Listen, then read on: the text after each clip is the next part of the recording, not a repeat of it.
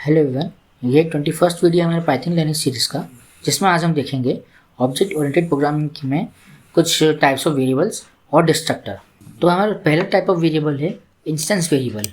Instance variable जो है वो ऑब्जेक्ट टू ऑब्जेक्ट डिफर करता है। जैसे कि यहाँ पर हमने कंस्ट्रक्टर बनाया है जो कि नेम एज मार्क्स मांगेगा। फिर हमने एक ऑब्जेक्ट बनाया है जिसके अंदर हमने ये कुछ इनपुट दे दिया, फिर दूसरा ऑब्जेक्ट के अंदर भी इनपुट दे दिया और इन दोनों की रिस्पेक्टिव मेथड्स को कॉल कर लिया। तो हमारे पास क्या आ जाएगा कि हमारे पास स्टूडेंट्स नेम पाइथन है पर दूसरे में जावा है।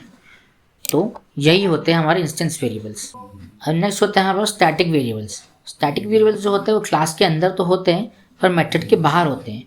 इससे हम ऐसा ही बोल सकते हैं कि ये मेथड्स के लिए एक ग्लोबल वेरिएबल की तरह एक्ट कर रहा है। फिर उसके बाद हमने यहाँ पर जो हमारी मेथड T2 है, इसके अंदर हमने लिखा नंबर ऑफ स्टूडेंट्स जो है वो टेस्ट डॉट स्टूडेंट्स हम प्रिंट कर देंगे। यहाँ ध्यान से देखना, ये क्लास वाला टेस्ट है। तो इस क्लास के अंदर जो स्टूडेंट्स वेरिएबल है डॉट लगा के हम उसे एक्सेस कर सकते हैं स्टूडेंट्स को। टेस्ट क्लास के अंदर स्टूडेंट्स वाला वेरिएबल को हम एक्सेस करने जा रहे हैं।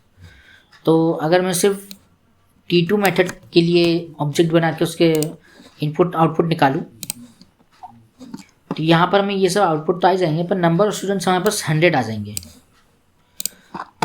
अब अगर हम इसे बाहर मैन्युअली जाके मेथड के बाहर मैन्युअली जाके इसे चेंज करें तो ये चेंजेस हमें यहाँ भी दिख जाएंगे। अब नेक्स्ट होता है हमारा लोकल वेरिएबल।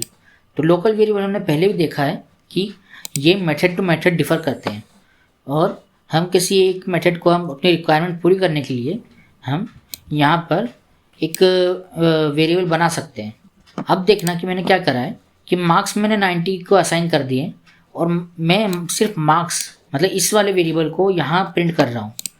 पर जब हमने ऑब्जेक्ट बनाया T1 के लिए तो हमने सेल्फ डॉट मार्क्स की वैल्यू 80 रखी है। अब अगर इसे रन करें तो हमारे पास मार्क्स 90 आते हैं जो कि हमने यहाँ पर देखा था, ना कि 80। तो ये ऐसा इसलिए हो रहा है क्योंकि हमने यहाँ पर सेल्फ डॉट मार्क्स ना प्रिंट करते हुए हम मार्क्स प्रिंट कर रहे हैं। तो ये होते हैं लोकल वेरिएबल्स। तो हम बात करते हैं गार्बेज कलेक्शन के बारे में। तो पाइथन में हमारे पास एक असिस्टेंट होता है जो कि पूरे टाइम रन कर रहा होता है कोई भी यूजलेस या अननेसेसरी ऑब्जेक्ट को डिलीट करने के लिए, जिससे कि हमारा पाइथन प्रोग्राम के फेल होने के चांसेस बहुत कम हो जाते हैं और इसी असिस्टेंट को बोलते हैं गार्बेज कलेक्शन। अब हम देखते हैं डिस्ट्रक्टर। तो डिस्ट्रक्टर जो है एक स्पेशल टाइप की मेथड है जो कि हमेशा अपने आप रन होती है, बिल्कुल कंस्ट्रक्टर की तरह। और इसका सिंटेक्स होता है $del डबल अंडरस्कोर और इसके अंदर सेल्फ। तो इसका काम ये नहीं होता कि ऑब्जेक्ट को डिलीट करे, पर इसका काम होता है कि ये क्लीन अप एक्टिविटीज़ परफॉर्म करे, जैसे कि रिसोर्सेज डीएलोकेशन और डेटाबेस को क्लोज करना।